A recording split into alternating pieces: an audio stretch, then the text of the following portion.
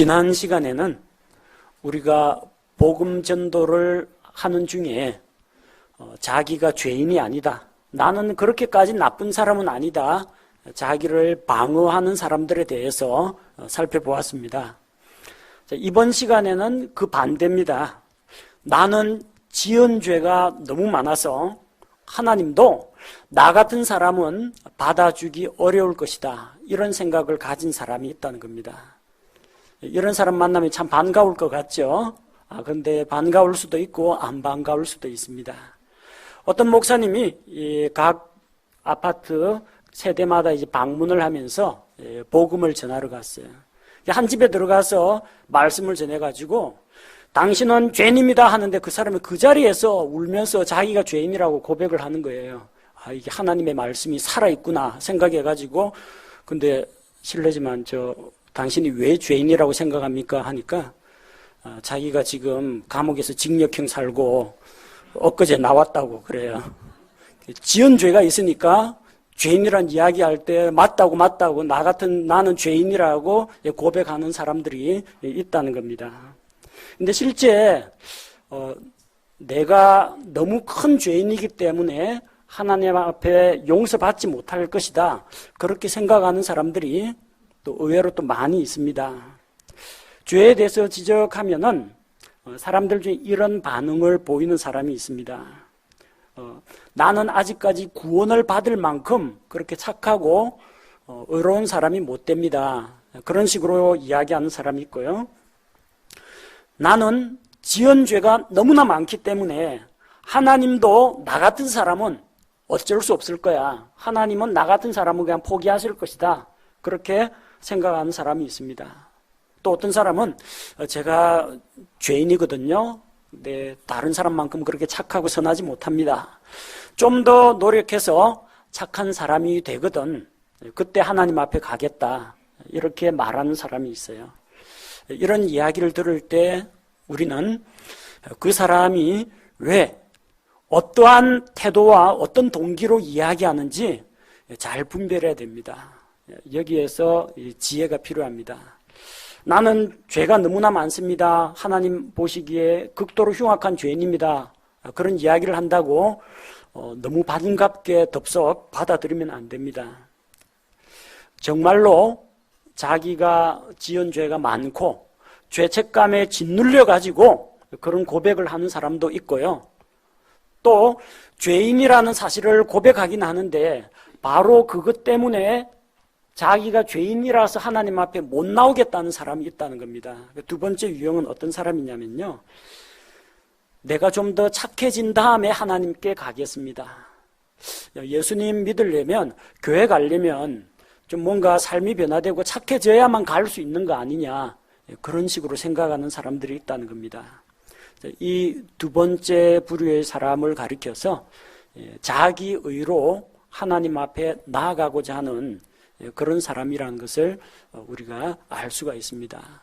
두 번째 유형이 실은 나는 죄인이 아닙니다라고 항변하는 사람보다도 내가 뭔가 착한 행실을 해야만 구원을 받을 수 있다라고 생각하는, 근데 나는 그 자격 요건이 안 되기 때문에 구원받기 어렵겠다 하는 사람이 때로는 더 큰 문제라는 겁니다.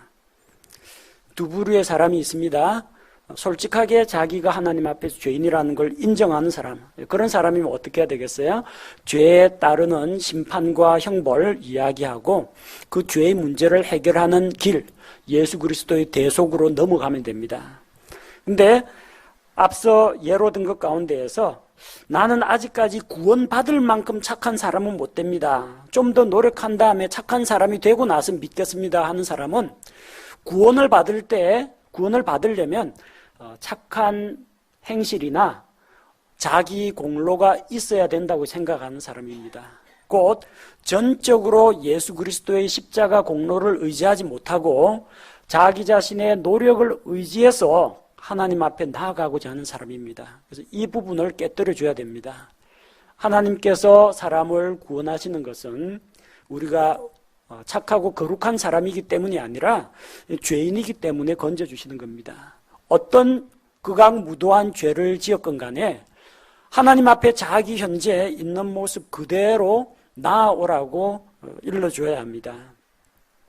그래서 이런 부류의 사람들을 여러분이 만나게 되면은 구원을 얻기에 필요한 자격 요건은 없다는 것, 하나님께서 아무런 대가도 요구하지 않고 오직 믿음만을 요구하신다는 것, 이걸 분명하게 알려줘야 됩니다. 하나님 앞에서 선하고 의로운 자는 아무도 없습니다.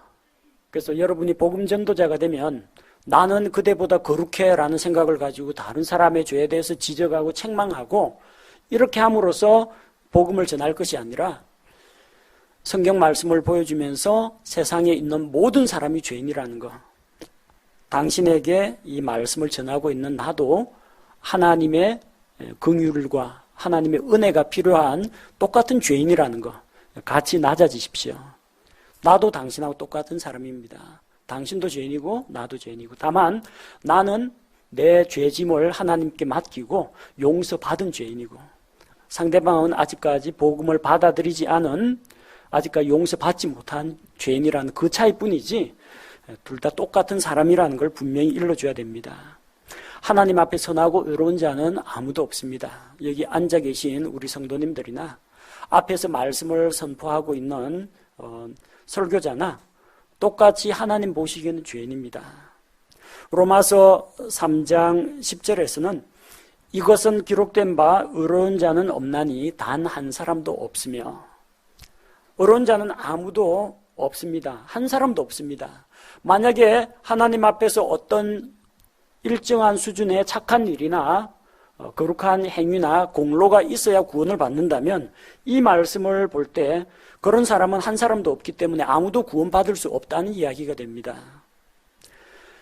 아무도 구원받기에 합당한 자격이 없기 때문에 하나님께서는 그 자격 요건을 허무시고 값 없이, 우리의 공로 없이 오직 믿음으로 은혜로 구원받는 길을 열어주셨습니다.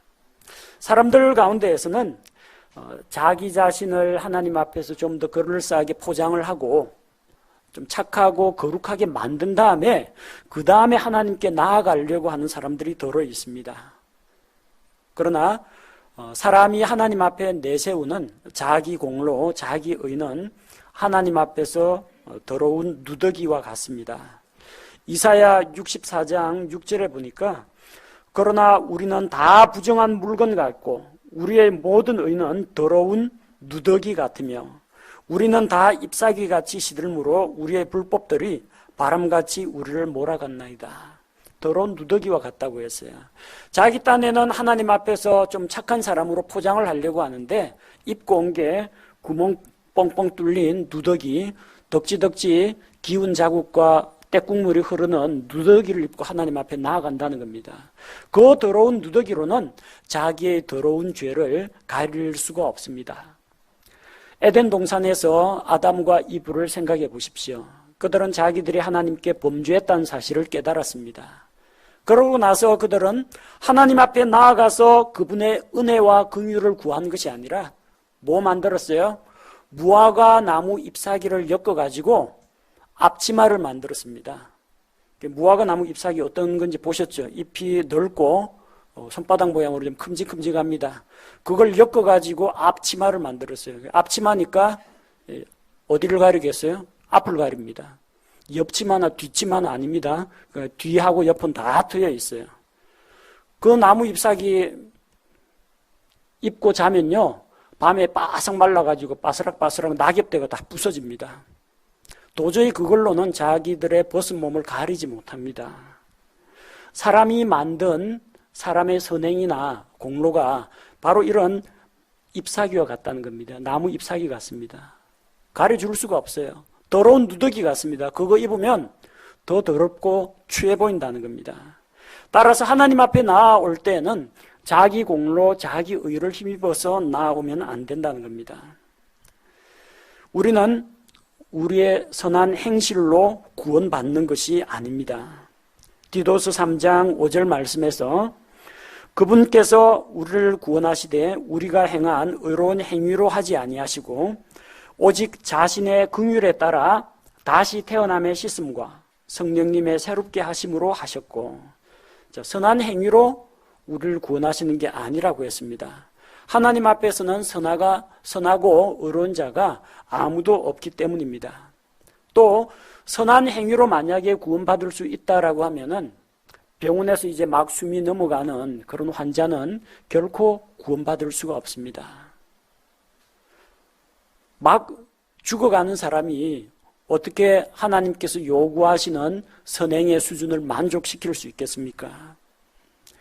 또 어떤 이는 마음속에 선을 행하고자 하는 그런 동기나 열정이 있을지라도 움직이지 못하는 그런 사람들도 있습니다.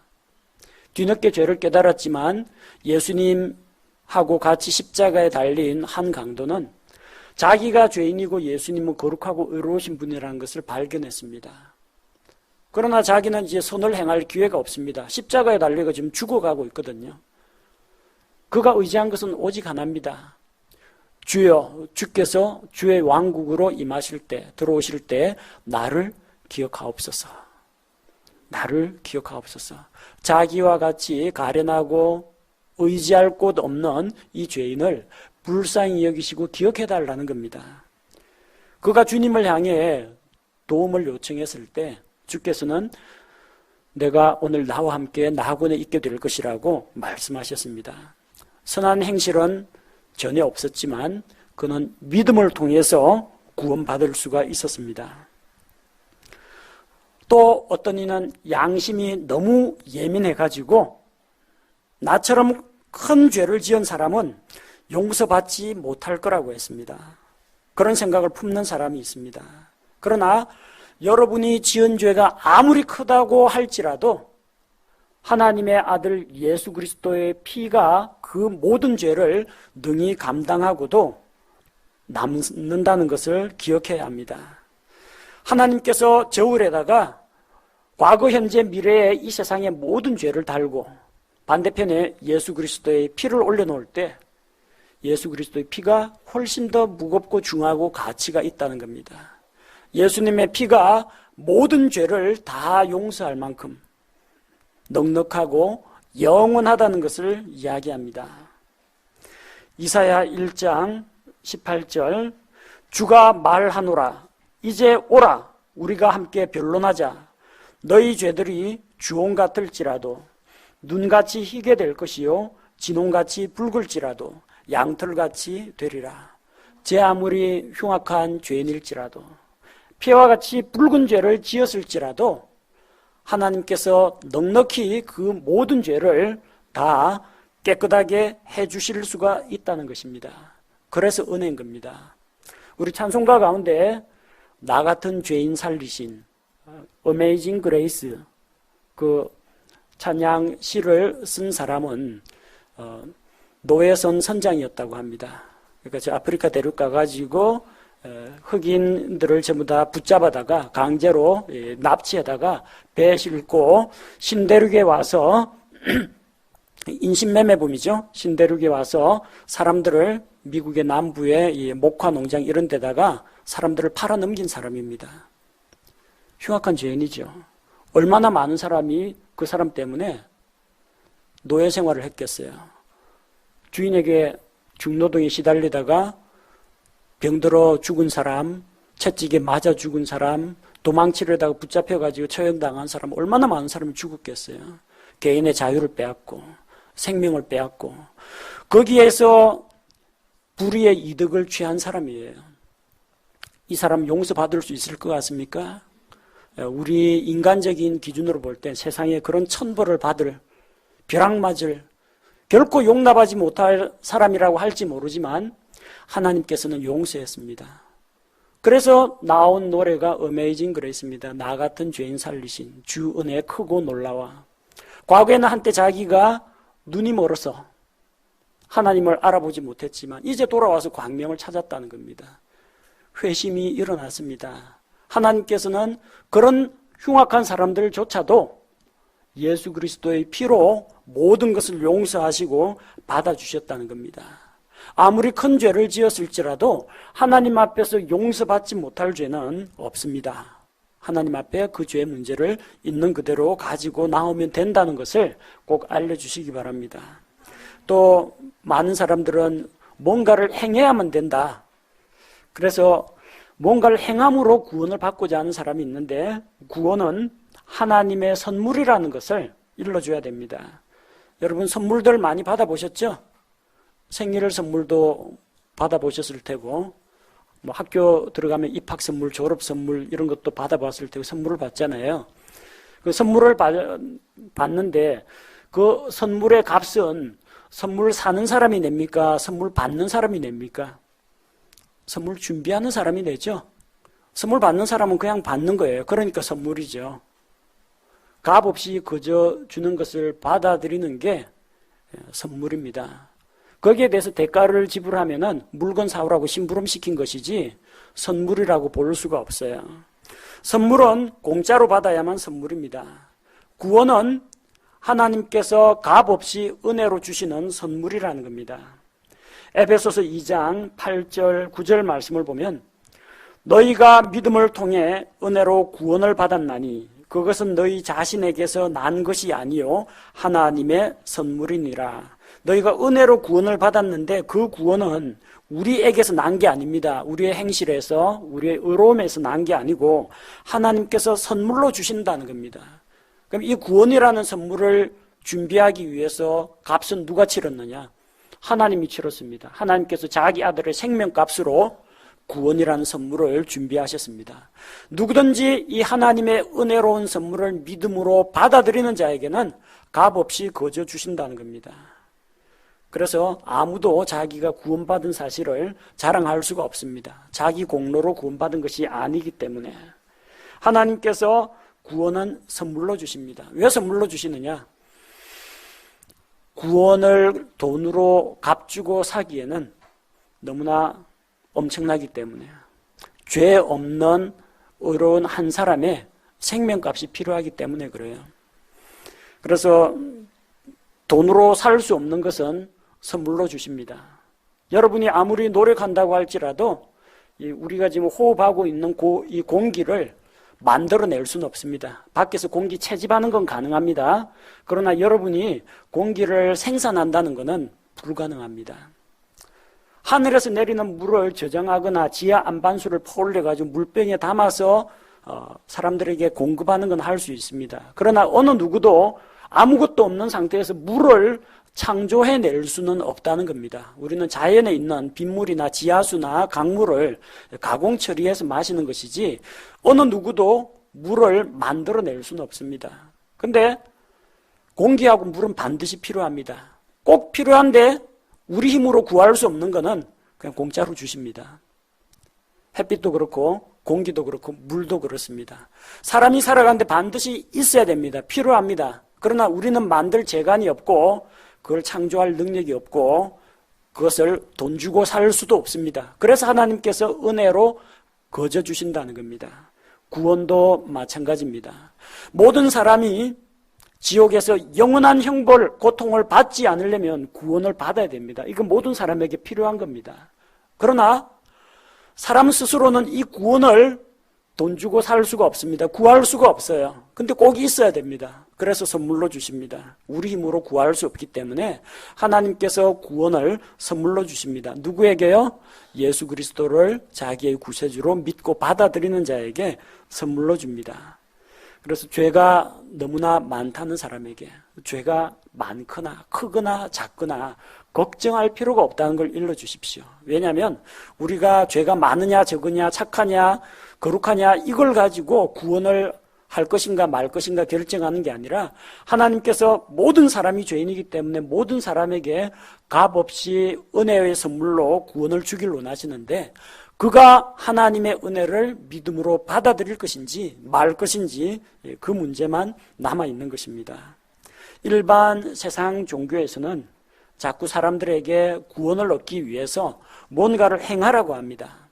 선행을 하라, 구제를 하라, 고행을 하라, 수행을 하라, 미사를 드려라, 연보를 바쳐라, 종교의식을 행하라, 그리고 종교의 계율, 계명을 지키라 이런 걸 가르칩니다. 세상 종교는 그렇습니다. 자기 노력을 통해서 뭔가를 행함으로써 어떤 절대자에게 인정받으라고 합니다. 그러나 복음은 종교하고는 다릅니다. 우리에게 필요한 모든 것들 하나님께서 원하시는 하나님의 공의를 만족시키기 위해서 우리는 해놓은 것이 없고 예수님께서 그분의 의로운 삶을 통해서 구원의 길을 열어놓으셨습니다. 그분께서 아무 죄 없으신 분으로서 사람들의 죄를 대신하여 죽으심으로써 하나님의 공의 앞에 사람들의 죄값을 대신 지불하셨습니다. 따라서 우리는 무언가를 행함으로써 하나님 앞에 나아가는 게 아닙니다.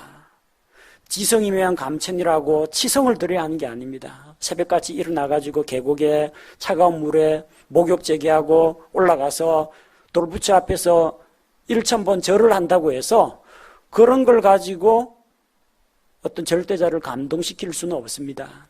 하나님께서는 우리가 바치는 어떤 제물이나 헌신이나 혹은 우리의 노력이나 선행의 감동을 받으시는 게 아니라 예수 그리스도께서 아무 죄 없는 자기의 생명을 단번에 사람들을 대신하여 십자가에서 바치신 그 의로운 피를 받으실 때 하나님의 공의가 충족되고 하나님께서 만족하시는 겁니다. 따라서 우리는 예수님께서 다 이루어 놓으신 일을 우리 것으로 받아들이기만 하면 됩니다. 구원을 받기 위해서 뭔가를 행해야 하는 것이 아니라 예수님께서 행하신 일을 믿음으로 자기 것으로 받아들이면 됩니다. 모든 사람은 하나님 앞에서 다 죄인입니다. 하나님 앞에서 구원받을 수 있을 만큼 당당하고 선한 사람도 없고 하나님 앞에 결코 용서받지 못할 만큼 사악한 사람도 없다는 겁니다. 하나님 앞에서는 다 그냥 도토리 키재기식입니다. 다 거기서 거기입니다. 다만 하나님께서는 자기가 하나님 앞에서 죄인이라는 사실을 인정하고 하나님께서 주시는 그 은혜의 선물을 받기를 원하는 사람, 구원자이신 예수님께로 나아오는 자들을 받아주십니다. 누가복음 5장 31절 32절에서 예수님께서 말씀하십니다. 온전한 자들에게는 의사가 필요 없고 병든 자들에게 필요하다고 했습니다. 자기가 환자라는 걸 고백해야 의사의 진료를 받을 수가 있습니다. 마찬가지로 자기가 하나님 앞에서 죄인이라는 사실을 고백을 해야만 하나님께서 그를 고쳐주실 수가 있습니다. 나는 너무나 큰 죄인입니다. 그러면 그 사람이야말로 주님을 만나야 할 사람입니다. 왜? 예수님께서는 의로운 자들을 부르러 오지 않았습니다. 예수님께서는 거룩한 사람, 의로운 사람, 착한 사람을 부르러 온 것이 아니라 죄인들을 불러 회개하게 하려고 오셨습니다. 따라서 당신이 흉악한 죄인이라고 했으니까 예수님은 바로 당신 때문에 오셨습니다. 당신 같은 사람들을 구원하고자 예수님께서 오셨습니다. 이것을 분명히 일러줘야 됩니다. 그리고 구원은 우리의 행위와 관계없이 하나님께서 선물로 주신다. 선물을 받으면서 대가를 지불하지 않는 것처럼 우리는 조건 없이 구원받을 수가 있습니다. 하나님께서 구원을 선물로 주실 때 믿음으로 그것을 받아들이면 구원을 받을 수가 있습니다. 사람들 가운데에는 이렇게 죄에 대한 인식이 있어가지고 나는 죄인입니다. 다만 내 죄가 너무 크고 중요해서 하나님이 혹시 나를 받아주실까요? 그렇게 망설이는 사람이 있다면 구원은 하나님의 은혜의 선물이라는 것을 일러주고 바로 그런 죄인들을 위해서 우리 주님께서 오셨다. 그 사실을 이런 성경 말씀들로 여러분께서 설명해 주시기 바랍니다.